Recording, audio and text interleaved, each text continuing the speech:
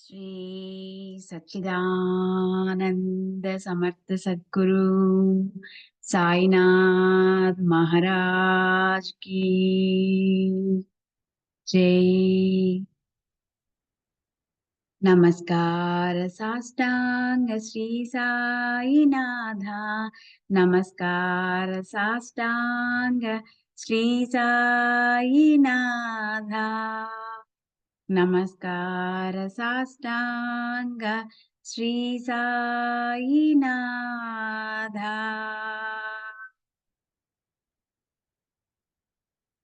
अखिलांड कोटि ब्रह्मांड नायका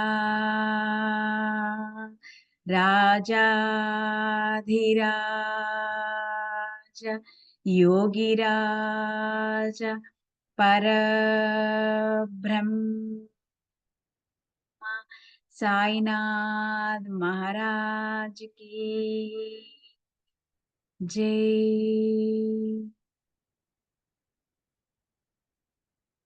మరొక్కసారి సాయినాథులకు పాదపద్మాలకి నమస్కరించుకుంటూ శ్రీ గణేశునికి మన నమస్కారాలు.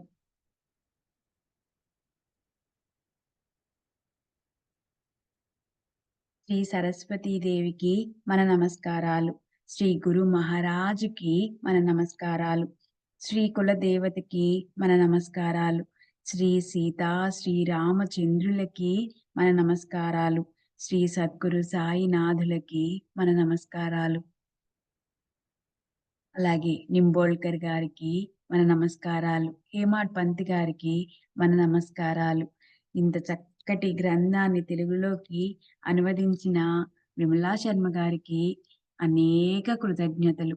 గురువుగారైన శ్రీరామ్ సార్కి పాదపద్మాలకు నమస్కారాలు. అంత చక్కటి గ్రంథాన్ని ఇక్కడ వరకు చేర్చి ఇన్ని రోజుల పారాయణం చేయటానికి నాకు మూల కారణమైన అనిత గారికి కూడా ఎన్నో కృతజ్ఞతలు.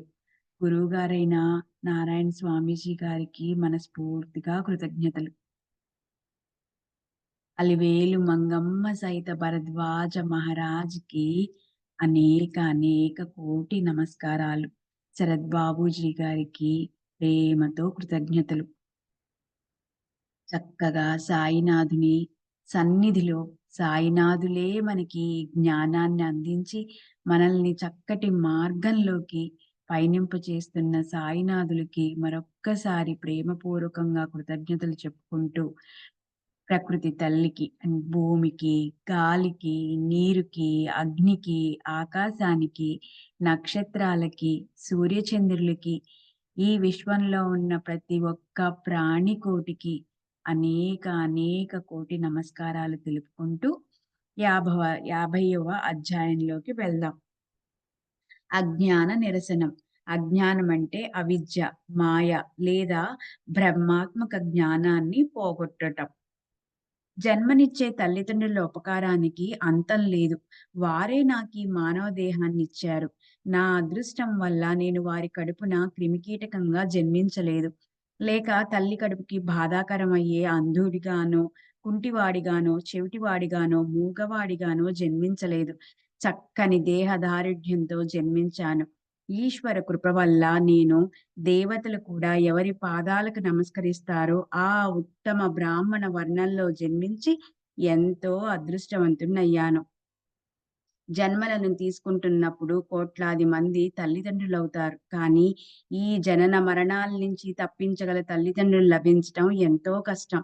జన్మనిచ్చేవారు కూడా తండ్రి. రెండవ తండ్రి వడుగు చేసేవారు. మూడవ వారు ఆహారం పెట్టి పోషించేవారు. నాలుగవ వారు భయాల నుంచి, కష్టాల కొలము నుంచి తప్పించే తండ్రి. జగత్తులో వీరంతా ఒకేలాంటి మహత్తు గలవారు. అయితే కారుణ్య మృత సాగరులైన సద్గురువు తప్ప నిజమైన తల్లిదండ్రులుండరు. ఆయన అద్భుతమైన చాతుర్యాన్ని చూడండి. తల్లి గర్భాశయంలో వీర్యాన్నుంచి యోని మార్గంలో జన్మించేవారు లౌకికంలో తండ్రి. కానీ సద్గురువు అలౌకికమైన తండ్రి. నీచ యోని మార్గం లేకుండా అణువంతైన వీర్యాన్ని వెచ్చించకుండా ఆయన తన పుత్రుడికి జన్మనిచ్చి అతనిపై పూర్తిగా అనుగ్రహ రసధారలను వర్షిస్తారు.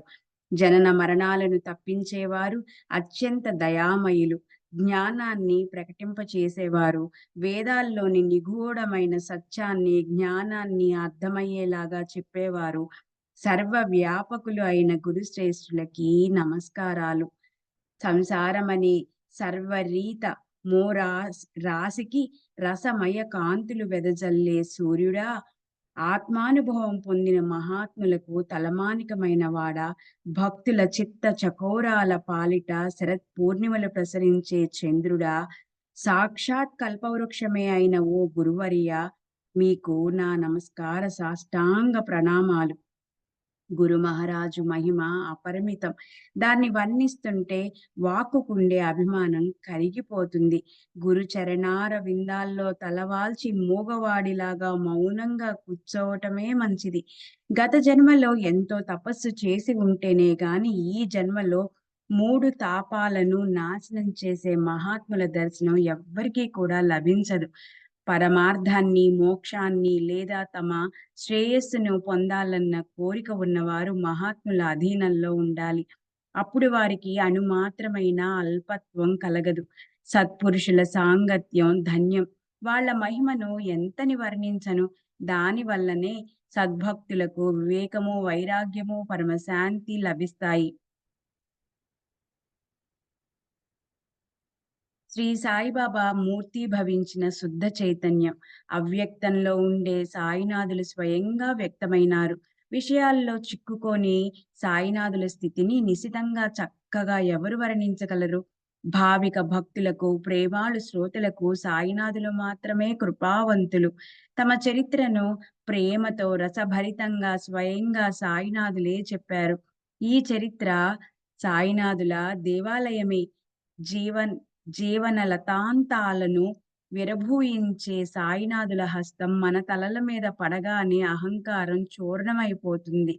సోహం అనే జపాన్ని మనసు గర్జిస్తుంది. దృష్టికి అగ్గుపడేదంతా ఆనందమయంగా భాసిస్తుంది. పామరుణ్ణైన నాకు సాయినాథుల కీర్తిని వర్ణించగల శక్తి ఎక్కడిది? సాయినాథులే స్వయంగా భక్తులపై పరవళ్లు తొక్కే ప్రేమ జలపాతాల వల్లే కృపా కృపావంతులై ఈ గ్రంథాన్ని ప్రకటన చేశారు.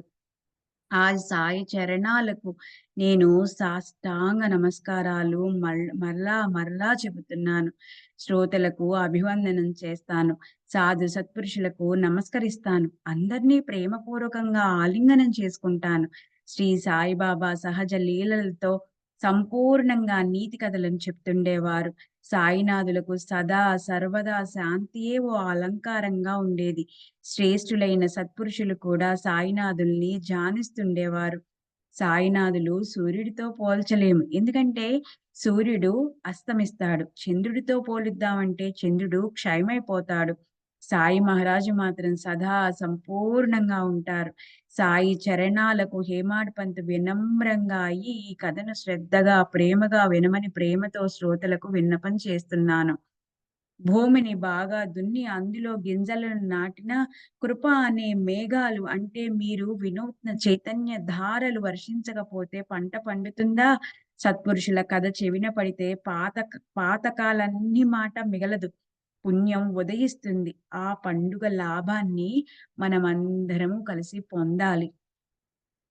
మనకు సాలోక్యం, సామీప్యం, సారూప్యం, సాయుజ్యం అనే 4 ముక్తుల్లోనూ ఆసక్తి లేదు. సాయిబాబా పట్ల నిశ్చలమైన భక్తి కలగాలి. అదే మనకు ఎంతో శ్రేష్టమైన ప్రాప్తి. మనం అసలు బద్ధులమే కాదు. అలాంటప్పుడు ముక్తితో మనకేం సంబంధం? మనలో మహాత్ముల పట్ల భక్తి జాగృతం కావాలి. దానివల్ల మన అంతఃకరణ శుద్ధమవుతుంది. ఎక్కడ నేను, నీవు అనే స్ఫూర్తి ఉండదో, అలాంటి సహజ స్థితి, అభేద భక్తి ఉందో అదే మనకు కావాలి. అదే సాయిబాబాను మనం అడుగుదాం. ఈ గ్రంథాన్ని పఠించడానికి చేతిలోకి తీసుకున్నప్పుడు పాఠ్యము, పఠనము, పాఠకుడు వీటి ఏకాత్మ స్థితిని చూడాలి. హేమాడ్ పంతుని వదిలేయాలి. ఎందుకంటే అతను ఈ సచ్చరిత్రకు కర్త కాడు. భక్తుల శ్రేయస్సు కోసం కేవలం అతనొక నిమిత్త మాత్రుడు, కారణమయ్యాడు అని శ్రోతలకు నేను విన్నపం చేస్తున్నాను. అదృష్టవశాత్తు దొరికిన ముత్యపు చిప్పను పారేస్తే వారి చేతికి రావలసిన ముత్యాలు పోతాయి. అస్వస్థ వృక్షపు వ్రేళ్లతో మనకేం పని? తమ శ్రేయస్సు కోసం మానవుల ఉదాసీనంగా ఉండకూడదు. ఇక్కడ శబ్ద మాత్రాలతో మాట్లాడించేవారు శ్రీ సాయిబాబా తప్ప మరెవ్వరూ కాదు. సాయినాథులే శ్రావ్యము, శ్రవణము, శ్రోత ఆ ఏకాత్మను చలించనీయకూడదు. అక్కడ వినటానికి చెవులు ఆదరపూర్వకంగా తయారు కాకపోతే, మనసు ఏకాగ్రంగా లేకపోతే అది అసలు పఠనమే కాదు. మరక్కడ శబ్దాలను ఎవరు గుర్తుపడతారు? ఈ కథను వింటున్నప్పుడు అహంకారం ఉండకూడదు. శ్రోతలు తాము స్వయంగా సాయి రూపాలే అన్న భావనను హృదయంలో పెట్టుకోవాలి. అఖండంగా ఏకాత్మను పెట్టుకోవాలి. అప్పుడే ఈ శ్రవణానికి సార్థకత కలుగుతుంది. అప్పుడే నీటి మీద అలలు నీటిలో కరిగిపోయినట్లు, అలా ఇంద్రియాల ప్రవృత్తి పూర్తిగా నిశ్చయంగా సాయి రూపంగా అయిపోతుంది. అలాగే జనులకి పారమార్థిక ఉపదేశము, వినోదమంటే ఇష్టపడే వారికి వినోదజన్య ఆనందము, కావ్య రసాన్ని గ్రహించే వారికి ఈ గ్రంథంలో సర్వత్రా వేర్వేరు ఛందోబద్ధ కావ్య రచనల ఆనందము లభిస్తుంది. ఈ సత్య చరిత్రలో ఇంతకు ముందు 39వ అధ్యాయంలో తమ ఉత్తమ భక్తుడతనికి ఒకడికి శ్రీ సాయి సమర్థులు చేసిన ఉపదేశం గురించిన వర్ణన అయింది. ఆ భక్తుడు బాబా దగ్గరున్నప్పుడు, ఆ రోజు అతను భగవద్గీత 4వ అధ్యాయాన్ని మొదటి నుంచి చదువుతున్నాడు. ఓ పక్క చేతులతో బాబా పాదాలను నొక్కుతున్నాడు. మరోవైపు నోటితో మెల్లమెల్లగా శ్లోకాలను చదువుతున్నాడు. అలా చదువుతున్నప్పుడు 33వ శ్లోకం ముగిసి 34వ శ్లోకం చదవసాగాడు. ఏకాగ్ర చిత్తంతో, పరిమితి లేని పారవస్యంతో తనలో తాను గొనుక్కుంటున్నాడు. అది జనులకు అర్థం కాకపోతే ఏమవుతుంది? 34వ శ్లోకం చదువుతున్నప్పుడు సాయిబాబాకి ఇప్పుడిక్కడ తమ ఉత్తమ భక్తుడిపై అనుగ్రహం వర్షించి అతనికి సన్మార్గం చూపించాలని అనిపించింది. ఆ భక్తుడి పేరే నానా సాహెబు. అతనితో బాబా ఇలా అన్నారు. "ఏమిట్రా నాన్నా, నీలో నువ్వు గొనుక్కుంటున్నావు? స్పష్టంగా నోటితో ఎందుకనవు? ఇందాకటి నుంచి చూస్తున్నా. నోట్లో ఏదో గొనుక్కుంటున్నావు. కానీ శబ్దం మాత్రం బయటికి రావటం లేదు. అదేమన్నా రహస్యమా?" దానికప్పుడు నానా సాహెబు స్పష్టంగా, "నేను గీత చదువుతున్నాను. వేరే వాళ్ళకి ఇబ్బంది కలగకూడదని నోట్లో చదువుకుంటున్నానన్నాడు." దానికి శ్రీ సాయి, "అది వేరే వాళ్ళ విషయం. నా కోసం స్పష్టంగా గట్టిగా చెప్పు. నువ్వు చదివేది నీకైనా అర్థమవుతుందో లేదో నేను ఒక్కసారి చూడని." అప్పుడు నానా సాహెబ్ నమస్కరించి తద్వితి ప్రణిపాతేన అన్న శ్లోకాన్ని గట్టిగా చదివి వినిపించాడు. అది విన్న బాబాకి తృప్తి కలిగింది. తర్వాత ఆ శ్లోకానికి అర్థం అడిగినప్పుడు నానా సాహెబ్ పూర్వపు ఆచార్యులు చెప్పిన అర్థాన్ని యథావిధిగా చెప్పాడు.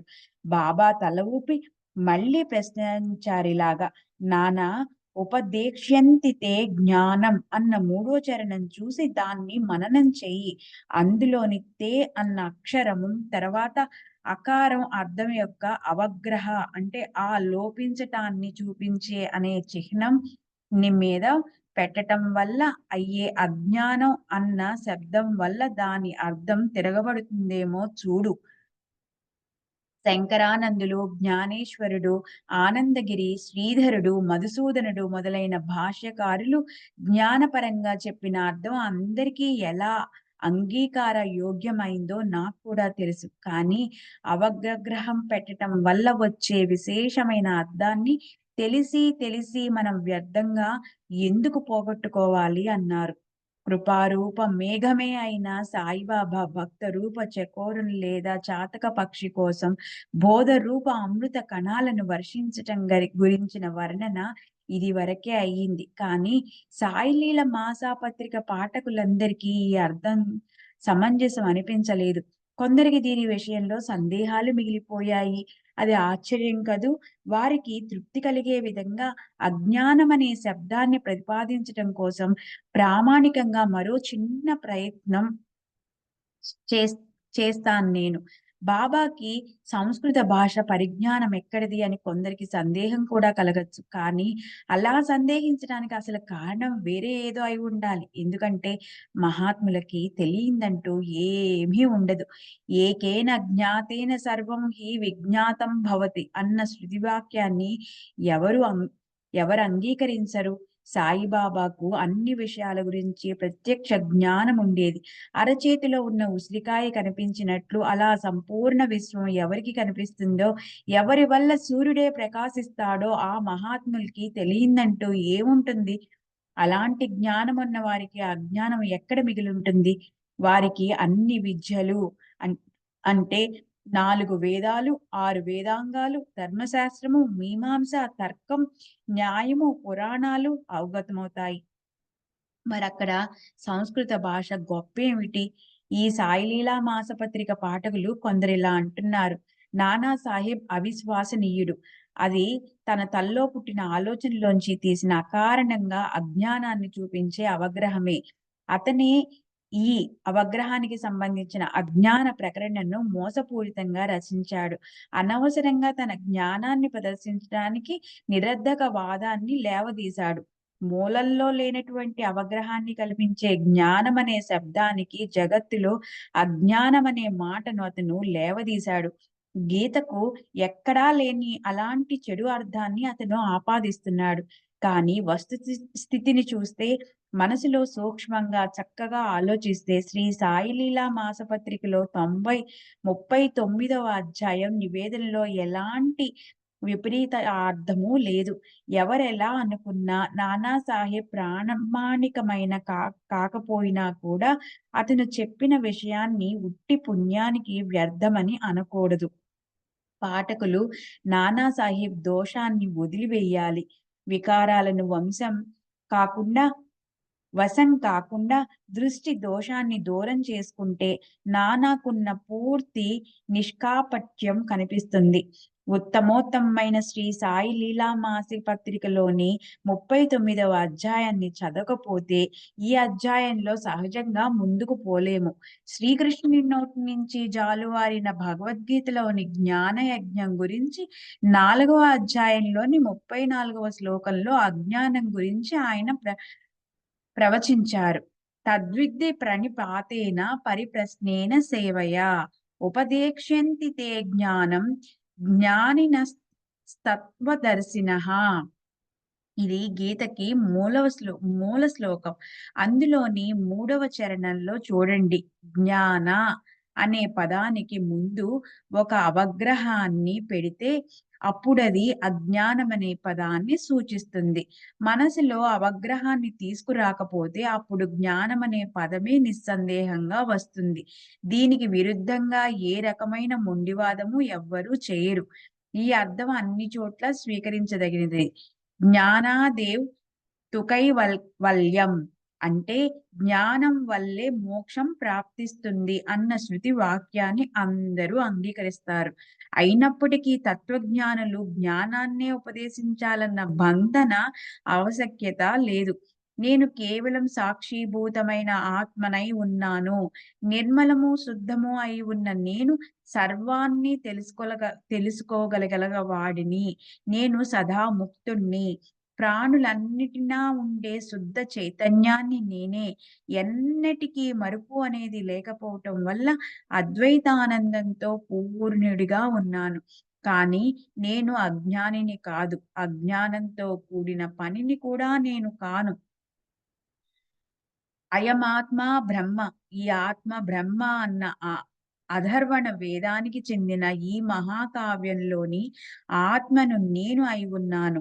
ప్రజ్ఞానం ఆనందం. జ్ఞానమంటేనే ఆనందం అన్న ఋగ్వేదంలోని మహావాక్యపు నిధిని నేనై ఉన్నాను అని తెలుసుకోవాలి. అహం బ్రహ్మాస్మి. నేనే బ్రహ్మను అన్న యజుర్వేద మహావాక్యం యొక్క శాశ్వత స్మరణ అంటేనే ఈ విద్య. నేను పాపిని, అభాగ్యుణ్ణి, దైవహీనుణ్ణి అన్న భావన కలగటమే అదే అవిద్య. ఈ 2 అనాది పురాతనము అయిన మాయ యొక్క శక్తులు. ఒకదానితో జీవుడికి బద్ధత ఉంటుంది. రెండవ దానితో ముక్తత లభిస్తుంది. నామరూపాలనే భ్రమంతా మాయకి చెందిన భ్రాంతే. ఈ మాయను వర్ణించడం చాలా కష్టం. దీన్ని దాటి వెళ్ళటం అంతకన్నా మరింత కష్టం. కల్పనకు స్ఫురణ ఎక్కడి నుంచి కలుగుతుందో, అదే మాయకు నివాస స్థలం. బంధన, ముక్తి అనే 2 స్థితులు కల్పన నుంచే ఉదయిస్తాయి. జ్ఞాన దేవతు కైవల్యం అన్న సిద్ధాంతం ఎంతో నిజం. కానీ పాప కర్మలు నశించనంత వరకు జ్ఞానోదయం కాజాలదు. శుద్ధ జ్ఞానం కలిగిన వాళ్ళ ఇచ్చలు, అపేక్షలు పారిపోతాయి. వారికి మాయాబంధనం అనేదే ఉండదు. వికారాలకు కూడా అక్కడ స్థానం ఉండదు. సుఖదేవుళ్లాంటి పరమజ్ఞానికి కూడా సంశయాలతో నష్టం కలిగింది. సంశయాల వల్ల అజ్ఞానం ప్రకటమవుతుంది. గురువు లేకపోతే అది దూరం కాదు. జ్ఞానంలో సంశయం దూరితే జ్ఞానిని కూడా అభిమానం మింగుతుంది. పాలతో నిండిన గిన్నెలో పులిసిన గెంజి ఒక్క చుక్క పడ్డా అది విరిగిపోయి పాలన్నీ పాడైపోతాయి. కనుక అజ్ఞానాన్ని మొదట తీసేసి వేయాలి. అజ్ఞానాన్ని తెలుసుకోవాలి కూడా. దాన్ని నిరసన చేయటంలో మనస్సు శుద్ధమవుతుంది. అలా అనగానే అ ఆత్యంతిక జ్ఞానం ప్రకటమై అభేద సమాధి లభిస్తుంది. ఎవరి ధ్యానం సదా ద్రవ్యం పట్ల, వైభవాల పట్ల ఉంటుందో, ఎవరి మనసు విషయ సేవనంతో అసంతృప్తిగా ఉంటుందో, ఎవరికి తన భార్యా పిల్లల గురించి అఖండ చింతన ఉంటుందో, వాళ్ళ జ్ఞానం అజ్ఞానమనే తెలుసుకోవాలి. అలా ధనంతో, భార్య పుత్రులతో మోహింపబడ్డ మానవులు జ్ఞానులైనప్పటికీ వాళ్ళు తమ హితాన్ని తెలుసుకోలేరు. కనుక మానవులు భక్తిహీనులుగా ఉన్నంత వరకు వాళ్ళ జ్ఞానం అజ్ఞానంతో ఆచ్ఛాదించబడిందని తెలుసుకోవాలి. ఈ జీవించి ఉన్న ప్రాణకోటి అజ్ఞానంతో చుట్టబడి ఉంది. ఈ అజ్ఞానం నుంచి ముక్తులై జ్ఞానులుగా అయ్యి జ్ఞానానికి అతీతంగా అవటమే నిశ్చయంగా బ్రహ్మ రూపులవటం అనేది. అజ్ఞానం పోతే జ్ఞానం ప్రకటమవుతుంది. క్షమా హృదయం ఉన్నవారే జ్ఞానులు. దేహాభిమానం కరిగిపోనంత వరకు వాళ్ళు ప్రకృతికి అధీనులుగా ఉంటారు. రాముడు, కృష్ణుడు మొదలైన అవతార పురుషులు సన సన సనకాదికులైన శ్రేష్ఠ జ్ఞానులు. వాళ్ళ ఆజ్ఞకు ప్రకృతి దాసి, అంటే మాయ దాసి. కానీ ఇతరులను ఆమె భ్రమింపచేస్తుంది. సర్వ ప్రాణుల హృదయాల్లో ఈశ్వరుడున్నప్పటికీ వారికెవరికీ కూడా తమ ఈ స్థితి గురించి తెలీదు. అలా ఈ మాయ కల్పనకు అందని ఆవరణ శక్తి అయి ఉంది. నేనే కర్తను, నేనే భోక్తను అన్న మిథ్య అభిమానాన్ని వదలకపోతే, ఆ హృదయస్థుడిని శరణు అనకపోతే మనకు ముక్తి లభించదు. నిత్య వస్తువులను వివేచించాలి. శ్రవణ, మనన, నిధి ధ్యాసలను చెయ్యాలి. శవ మ శమధ, మాదులనే ఆరింటిని సముదాయాన్ని సంపాదించాలి. అప్పుడే అజ్ఞానం నశిస్తుంది. ఈ జగత్తు నా నుంచి పూర్తిగా వేరు. నేను పరిమితి కలవాడిని, విభజించగలవాడిని. నేను అంటే ఈ దేహమే అన్న చిహ్నమే శుద్ధమైన అజ్ఞానం. జ్ఞానాన్ని ప్రతిపాదించగల వేదశాస్త్రాల్లో పరమ కృపావంతులైన భాష్యకారులు అనుబంధ చతుష్టయాన్ని విస్తృతంగా వర్ణించారు. అవి అధికారి, విషయము, సంబంధము. వీటితో పాటు నాలుగవది ప్రయోజనము. ఈ ప్రయోజనం గురించి వివేచిస్తే అజ్ఞానం నశించిపోగల మార్గం తెలుస్తుంది. జీవుడు, బ్రహ్మ, వీటి ఐక్యతే వేదాంతంలోనే ముఖ్య విషయం. ఈ ఐక్య సిద్ధాంతానికి అంతర్గతంగా ఉన్న అజ్ఞానం నశించటమే ప్రయోజనం. ఆ మూల అజ్ఞానం యొక్క నివృత్తి అంటే స్వరూప ప్రాప్తి. కనుక నానా రకాల యుక్తులు చేసే అజ్ఞానాన్ని నశింపచేయటం అవసరం. ఎవరి భేద దృష్టి నిరసన కాదో వాళ్ళు జ్ఞానులు కారు. దేహాభిమానం ఉండే వాళ్ళ జ్ఞానాన్ని అజ్ఞానమనే అనాలి. స్వయంగా జ్ఞానాన్ని అనిపించుకునేవాడు అయోగ్య కర్మలను ఆచరిస్తుంటే అతని ప్రజ్ఞ తగలబడినట్లే. అతన్ని నిద్రించే కుంభకరుణ్ణనే అనాలి. ఎవరి ప్రవర్తన వేదాలకు విరుద్ధంగా ఉంటుందో, ఎవరు వర్ణాశ్రమ నియమాలు పాటించరో, వారి చిత్త శుద్ధికి సాధనం వారి అవిద్యను నశింపచేయటం ఒక్కటే. సత్వ రజస్తమో గుణాలు, శబ్ద స్పర్శ రూప రస గంధాలనే విషయ వికారాలతో జననేంద్రియాలు, నాలుకతో బ్రహ్మదేవుడు మొదలైన వాళ్ళంతా మోసపోయారు. జగత్తులోని సమస్త జంగమ ప్రాణులు అనాది కాలం నుంచి అవిద్య మాయలతో చుట్టబడి ఉన్నాయి. రాగ, ద్వేషాది వికారాలతో మోహింపబడి అజ్ఞానంతో ఆచ్ఛాదించబడి ఉన్నాయి. ఈ జీవులు అవిద్యతో బంధించబడి ఉన్నాయి. వాటి శుద్ధ రూపం ప్రకటం కావాలంటే అవిద్య, కామము, కర్మలు మొదలైన బంధనాలన్నీ తొలగిపోవాలి. పాలతో నిండిపోయిన ఆవు స్తన్యాన్ని అక్కడే గోమారు గట్టిగా పట్టుకొని ఉంటుంది. కానీ దానికి రక్తమంటేనే ఇష్టముండటం వలన పాలను లెక్క చేయదు. చూడండి, కప్ప, భ్రమరం ఈ రెంటికి కమలమే నివాస స్థలం. కానీ భ్రమరం కమలంలోని పరాగధూళిలో విహరిస్తుంది. కప్ప మాత్రం కమలం కింద బురదనే తింటుంది. జ్ఞాన నిధి ఎదురుగా కనిపించినప్పటికీ మూర్ఖులు అజ్ఞానం వైపే ఆకర్షింపబడతారు. మూర్ఖులకి అజ్ఞానమే జ్ఞానం అనిపిస్తుంది. వారి ముందు జ్ఞానాన్ని పఠించినా దానివల్ల ప్రయోజనమేమీ ఉండదు. అవిద్య నిర్మూలించబడితే బ్రహ్మ జ్ఞానం తనంత తానే ప్రకటమవుతుంది. కనుకే అవిద్యను మొదటే ప్రతిపాదించడం అవసరం. బ్రహ్మజ్ఞానం లాంటి పవిత్రమైనది ఈ ముల్లోకాల్లో మరొకటి ఏదీ లేదు. దానికి ఉపదేశించబడగల మహత్వం ఉంది. అది లేకపోతే ఈ జీవితం వ్యర్థం. బుద్ధి మొదలైన వాటి ప్రయత్నాలకు బ్రహ్మయే విషయమైతే ఏదో ఒక్క ఇంద్రియమైన బ్రహ్మను కనిపించ కని కనిపింపచేసి ఉండేది. బుద్ధి గ్రహ్యామ తీంద్రియం అంటే ఇంద్రియాలకు అతీతం, కానీ బుద్ధికి గ్రహ్యం. ఈ వాక్యాన్ని చూడండి. ఈ వాక్యం గీత 6వ అధ్యాయంలో 21 శ్లోకంలో ఉంది. స్మృతి అది అంగీకారం కాదు. బుద్ధి మొదలైన వాటికి ఒకవేళ అభావం అంటే అసలు లేకపోవటం అయితే అది తెలుసుకోవలసిందే ఉండదు. అప్పుడు బ్రహ్మ యొక్క అస్తిత్వ భావాన్ని అంగీకరించడానికి చోటే మిగిలి ఉండదు. చూడండి, ఇంద్రియాలతో తెలుసుకోగల దానికే అస్తిత్వం ఉంటుంది. ఇతరాలకు ఉండదు అని అనటం అన్ని చోట్ల ప్రసిద్ధం. కానీ అలా అంటే అప్పుడు బ్రహ్మ అసలే లేదు అన్న అర్థం వస్తుంది. దానివల్ల అంతా అనర్థమే అవుతుంది. ఎంతో లోతైన విచారపూర్వక దృష్టితో చేసిన సాంప్రదాయక అర్థాన్ని బట్టి బుద్ధి నిరంతరం ఉండే సద్వస్తువు. అది నశించిపోయినప్పటికీ అదక్కడ అస్తిత్వపు అనుభవ రూపంతో ఉంటుంది. నిస్సందేహంగా ఆత్మవిశ్వాసానికి మూలం. కనుక ఏ వస్తువు లయమైనట్లు కనిపించినప్పటికీ దాని అస్తిత్వం సదా ఉంటుంది. కుండను రాయితో పగలగొట్టినప్పుడు ఆ ఆకారం నశించిపోయి కుండ పెంకులు మిగిలిపోతాయి. కుండ ఆకారం నశించిపోయినప్పటికీ కుండ పెంకులు శాశ్వతంగా ఉండిపోతాయి. కొండ యొక్క కార్యం నశించిపోయినప్పటికీ కొండ అస్తిత్వం నశించదు. కొండ పెంకులు కొండ శాశ్వతకు కారణమవుతాయి. దాని ఆకారాన్ని అంగీకరించటంలో కార్యం యొక్క అస్తిత్వపు అంశం అందులో మిగిలి ఉంటుంది. ఏ రకమైన కార్యమైనా అది విసర్జించబడిన తర్వాత చివరికి ఎన్నటికీ శూన్యమవదు.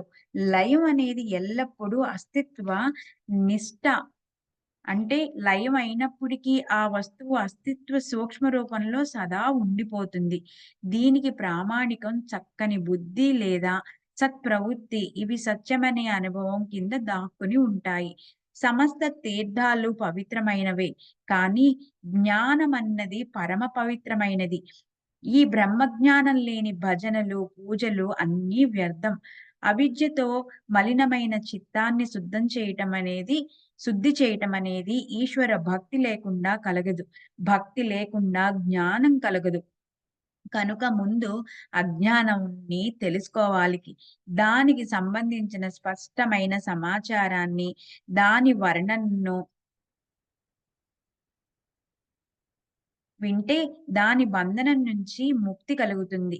భక్తే దాన్ని తెలుసుకోగల సాధన. ఎదురు కాళ్లతో పుట్టినవాడి కళ్ళకు అంజనం పెడితే అతని కళ్ళకి భూమిలో నిక్షిప్తంగా ఉన్న ధనం కనిపిస్తుంది. అదే విధంగా భక్తిని ఆశ్రయిస్తే అజ్ఞానం నశించిపోయి జ్ఞానం ఉదయిస్తుంది. జ్ఞానం అంటేనే ఆత్మస్వరూప ప్రాప్తి. దానికి మూల కారణం అజ్ఞానాన్ని నివృత్తి చేయటమే. ఈశ్వర భక్తి లభించకపోతే మాయాశక్తిని దాటిపోవటం అసాధ్యం. జ్ఞానము, అజ్ఞానము పూర్తిగా కలిసిపోయి ఉంటాయి. ఎసరు నీటిలో ఉడకబెట్టటానికి రాళ్లను ఏరిపారేసి కేవలం బియ్యాన్నే తీసుకొని ఉన్నట్లు, అన్ని చోట్ల అన్ని ప్రాణుల్లోనూ ఈశ్వరుడే ఉన్నాడన్న భావనతో జ్ఞానయజ్ఞం మొదలైన ఉపాసనలు చేసి విశ్వతోముఖుడైన శ్రీకృష్ణుని చూసేవాళ్ళు జ్ఞానం కోసం అజ్ఞానాన్ని దగ్ధం చేసేస్తారు. ఇప్పుడు ఈ జ్ఞాన యజ్ఞం యొక్క స్వరూపాన్ని గమనించండి. అహం బ్రహ్మాస్మి అన్నదే ఇందులోని బలిపీఠం అయి ఉంది. పంచమహాభూతాలు ఇందులోని యజ్ఞ మండపం.